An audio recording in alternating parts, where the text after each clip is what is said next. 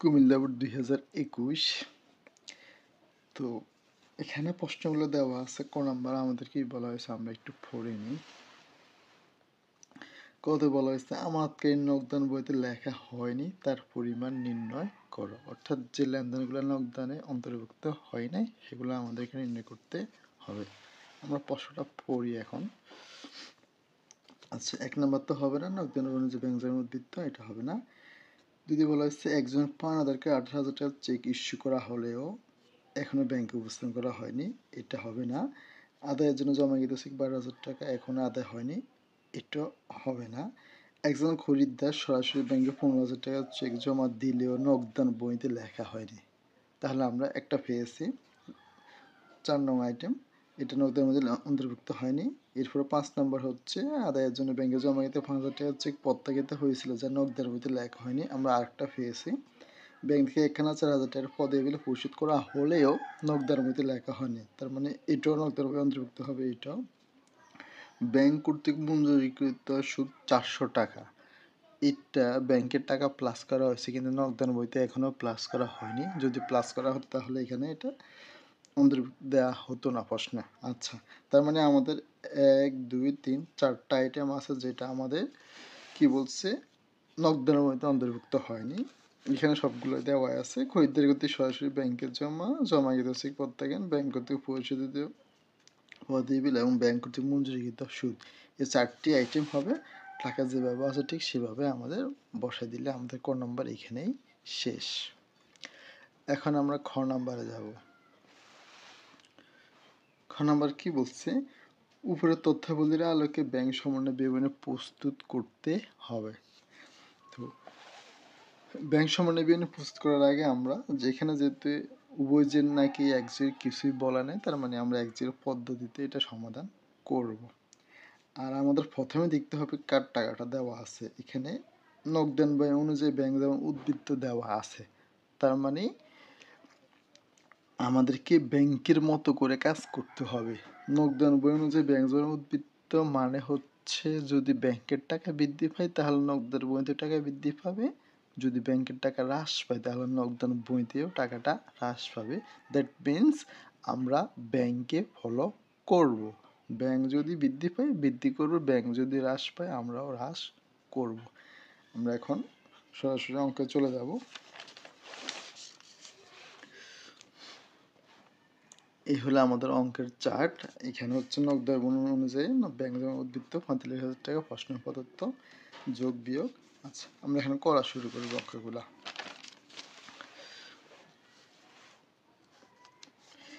দ্বিতীয় বলা হয়েছে একজন পাওনাদারকে 18,000 টাকার চেক ইস্যু করা হলেও এখন চেকখানা এখনো ব্যাংকে উপস্থাপন করা হয়নি। তো যেহেতু চেক ইস্যু করা হয়েছে তার মানে নগদান বই থেকে টাকাটা মাইনাস করা হয়েছে, কিন্তু ব্যাংকে উপস্থাপন হয়নি মানে ব্যাংকে এখনো মাইনাস করা হয়নি। তো আমরা যেহেতু ব্যাংকের মতো হবে, ব্যাংক থেকে যেহেতু টাকা কম মানে নগদ থেকে টাকা কমেছে, তাহলে আমরা এখন টাকাটা প্লাস করব, কারণ নগদ থেকে মাইনাস করা হয়েছে, এখন প্লাস করলে নগদের অ্যামাউন্ট ব্যাংকের মতো হয়ে যাবে। সেক্ষেত্রে হচ্ছে ব্যাংকে উপস্থাপন হয়নি কত, 18,000 টাকা।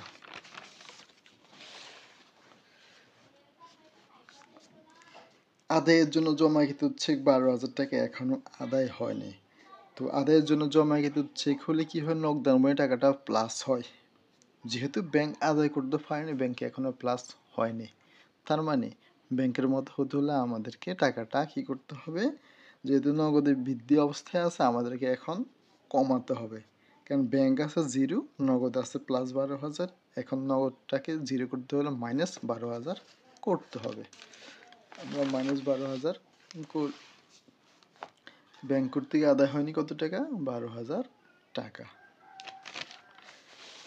কারণ আমরা সবসময় ব্যাংকের মতোই হব, ব্যাংক যা করে প্লাস হলে প্লাস মাইনাস হলে মাইনাস আমরাও তাই করব। একজন খরিদ্দার সরাসরি 15,000 টাকার চেক জমা দিলেও নগদান বইতে লেখা হয়নি। আচ্ছা, ব্যাংকে জমা দেওয়ার ফলে ব্যাংকের টাকা বৃদ্ধি পেয়েছে, নগদের মধ্যে লেখা হয়নি, দ্যাট মিনস নগদের মধ্যে টাকাটা প্লাস হয়নি, তাহলে আমরা প্লাস করে দিব, তাহলে হয়ে যাবে। খরিদ্দার কর্তৃক সরাসরি জমা দেন কত, 15,000 টাকা, আমরা প্লাস করে দিলাম। এরপরে বলা হয়েছে আদায়ের জন্য জমাকৃত 5,000 টাকার চেক প্রত্যাখ্যিত হয়েছিল যা নগদের মধ্যে লেখা হয়নি।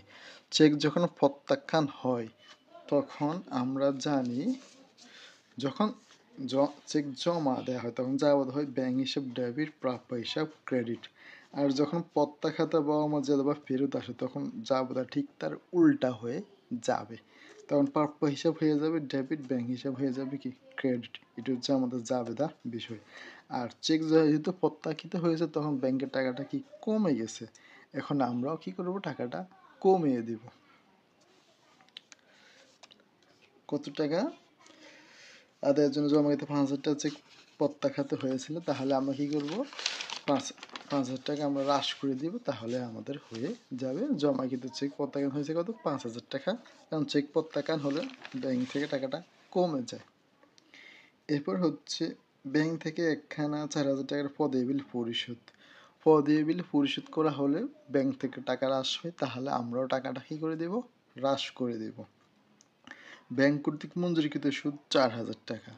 তো ব্যাংক সুদ মঞ্জুরি করলে ব্যাংকের টাকা বৃদ্ধি পায়, তাহলে আমরাও এখন টাকাটা বৃদ্ধি করে দিব, অর্থাৎ যোগ করে দিব 400 টাকা।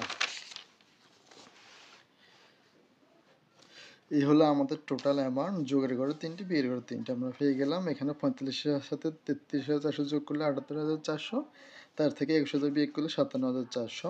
এখন এখানে আমাদের লিখতে হবে, এখানে যেহেতু নগদান বই আছে এখানে লিখতে হবে ব্যাংক বিবরণী মোতাবেক ব্যাংক যখন উদ্বৃত্ত।